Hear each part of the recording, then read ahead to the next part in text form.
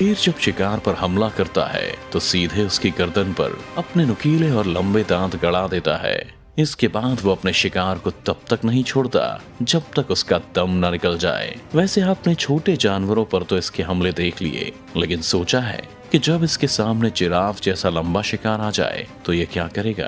खैर, इसका भी जवाब हमारे पास है। दरअसल भारी भरकम शरीर होने के बाद भी शेर इतना तेज होता है कि वो 80 किलोमीटर प्रति घंटा की स्पीड से भी दौड़ सकता है।